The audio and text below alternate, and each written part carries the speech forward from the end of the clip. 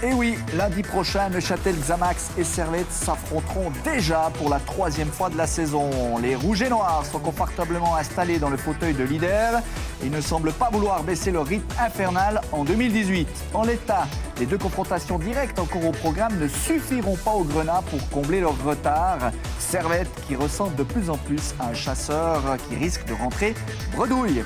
Les Grenats battent-ils déjà leur dernière carte lundi prochain à la Maladière? Messieurs, votre avis m'intéresse fortement. Bernard, oui, mais non. Oui, l'entraîneur assistant ne va pas nous dire autre chose. Il reste 45 points en jeu. Il le pense, d'accord. Ah oui pour vous, Vincent. Non. C'est ce soir pour vous, Claude, que le dernier joker se joue pour Servette. Servette qui se déplace à Schaffhouse. Oui, parce que s'ils perdent ce soir, il reste à 14 points de Neuchâtel, avec un match au moins, mais il faut aller le gagner. Et aller à Neuchâtel avec 14 points de retard, ça serait très compliqué. Parce que même en gagnant à Neuchâtel, il serait qu'à 11, avec peut-être possibilité d'être à 8. C'est déjà énorme. Donc pour moi, Servette, ils n'ont pas un calendrier facile par rapport à Neuchâtel, parce qu'ils jouent toujours après. Et ils sont sous pression, parce que si Neuchâtel égare des points comme à Vaduz, ils sont dans l'obligation de gagner et ils se prennent les pieds dans le tapis contre Chiasso. Et là, si Neuchâtel gagne, comme c'est le cas, ils sont obligés d'aller gagner. Donc ils sont toujours sous cette pression. Ils sont obligés de se mettre une pression. Il y a juste la semaine prochaine, nous n'aurons pas le problème, puisqu'ils vont jouer contre Neuchâtel. Ils joueront en même temps. Mais pour eux, c'est difficile. S'ils perdent ce soir à Schaffhouse, je pense que ça sera, surtout avec le parcours que fait Neuchâtel, la confiance qu'il y a à Neuchâtel, tout roule pour Neuchâtel. Je ne vois pas comment Servette, qui a aussi des soucis, des gros soucis d'effectifs, contrairement à Neuchâtel, qui, on a dit, les postes sont doublés, avec beaucoup d'intelligence, de régularité dans l'effectif. Donc je pense que ce soir, pour moi, Servette joue plus qu'un match. Vincent, puisque vous êtes plus ou moins du même avis? Bah oui, en fait, je suis en train de suivre Claude. Il faut gagner d'abord contre Schaffhouse, et puis ensuite, il faut gagner contre Wohlen, ce match en retard qu'ils vont devoir jouer. Mais pour l'intérêt du championnat, je souhaite vraiment en fait, que Servette gagne contre Neuchâtel, parce que pour la relégation, il n'y a plus aucun intérêt, donc c'est joué. Pour nous, on a quand même envie d'avoir ce duel à distance, ou pas à distance, hein, quand ils se rencontrent, entre Neuchâtel et Genève, parce que ça doit être intéressant pour tous les romans qui suivent un peu le foot de près ou de loin, de voir ce qui va se passer. Pour moi, Servette peut gagner ce match, en fait. Vu ce qui s'est passé dans les 2 derniers derbys, où tous jouent à la 93e, 95e, ils perdent à chaque fois d'un but. Ils ont même réussi à mener au score. Neuchâtel commence pas toujours très bien ces rencontres. Hein. C'est un peu difficile, on l'a vu à Vaduz, on l'a vu même contre Servette où ils encaissent le 1-0 par Villy. Alors oui, ils les finissent bien. C'est le plus important. Ouais, c'est un peu ça. Comme on l'a dit, ils sont pas si lents au classement en fait. Mais ils n'ont pas le droit à l'erreur. Ils doivent gagner Schaffhouse, gagner Wohlen. S'ils gagnent, ils sont à 5 points de Neuchâtel, et là, tout est encore possible. Moi, j'ai envie d'y croire, même si tout semble montrer que Neuchâtel, il y a tout qui va bien, tout roule, comme vous l'avez dit, mais peut-être qu'ils vont se voir un peu trop grands, Neuchâtel. Oui, mais non. Servette n'est pas au pied du mur lundi prochain à la Maladière. Oui, Servette est au pied du mur, mais non, encore une fois, justement parce qu'il y a des matchs avant ce match-là, et qui valent aussi 3 points. Hein, ça, c'est évident. Et les matchs en retard, on a toujours tendance à les considérer comme gagnés, mais il faut les jouer. Voilà, contre Chiasso, c'était gagné, puisque Xamax avait perdu 2 points à Vaduz, etc. Donc, c'est pas aussi simple que ça. Moi, ce qui me fait dire non, parce que non, c'est parce que Servette, pour moi, oui, je suis d'accord avec vous, Servette peut gagner un match contre Xamax, effectivement. Sur un match, Servette peut gagner. Sur ce qu'il reste comme match dans le championnat, sur la façon de jouer, sur le potentiel, sur ce que Servette nous a montré jusqu'à maintenant et ce que Xamax nous montre actuellement aussi, sur cette sérénité, cette confiance, cette très bonne préparation aussi, ce contingent, etc., je pense que Xamax est au-dessus. Et s'il n'y a pas... Alors, il peut y avoir un cataclysme, un tsunami, peut-être, ça peut arriver.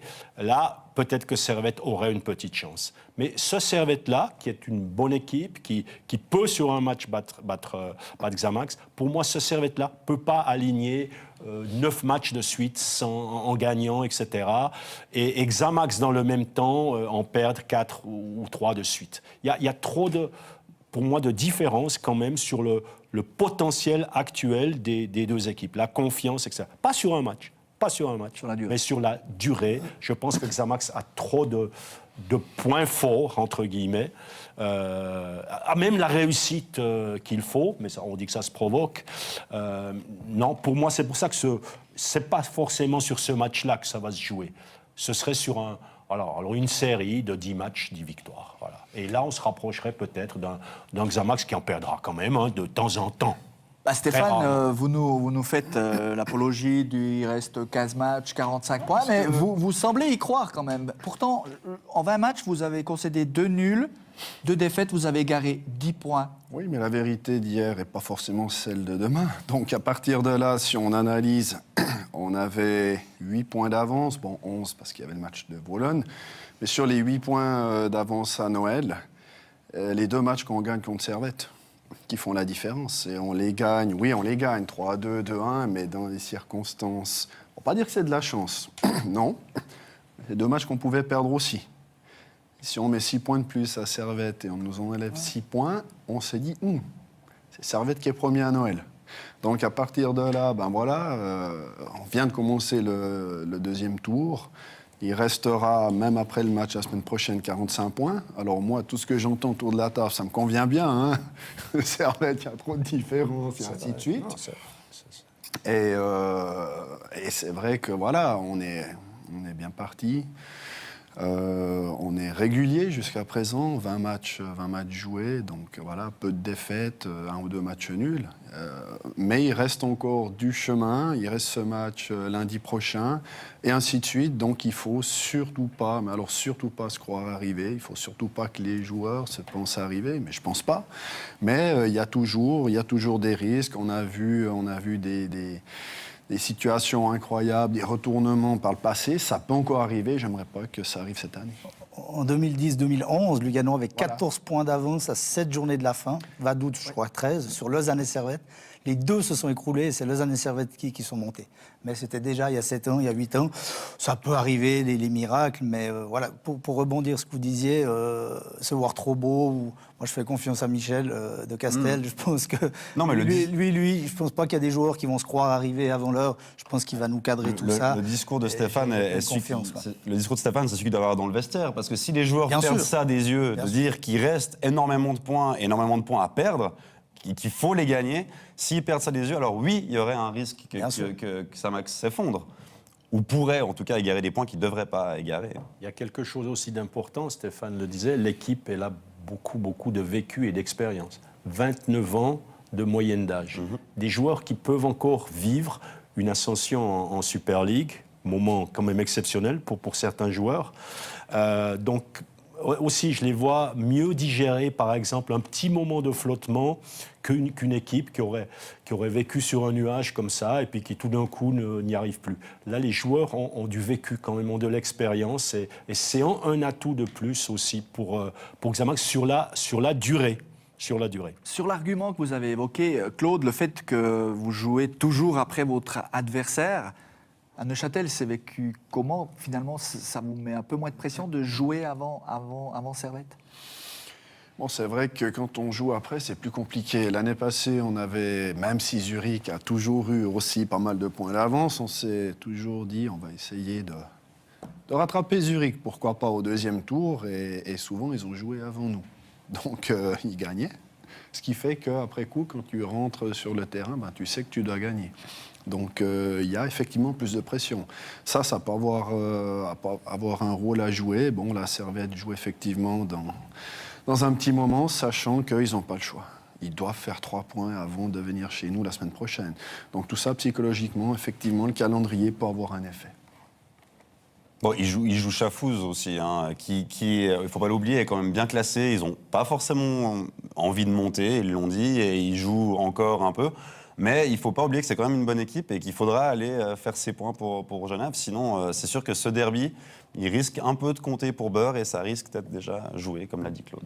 Et un aspect qui nous a surpris en discutant avec les entraîneurs qu'on a pu croiser à la Swiss Football World Night, finalement, même que la relégation est liquidée en Challenge League, tout le monde va jouer peut-être plus libéré à l'image d'équipes comme Vaduz, Haro. Ça peut devenir des arbitres intéressants dans cette fin de saison. Moi, je l'ai vécu, puisque les 3 dernières saisons, il y avait à chaque fois un relégué administrativement. Donc, Servette, quand ils ont fait faillite, les joueurs cherchaient du boulot ailleurs et ils ont joué de manière incroyable. Les équipes gagnent, la même chose. Toutes ces équipes qui étaient déjà soi-disant reléguées jouaient de manière beaucoup plus libérée. Donc, les équipes vont être libérées et tous les matchs vont être compliqués. En Challenge League, tous les matchs sont de toute façon compliqués.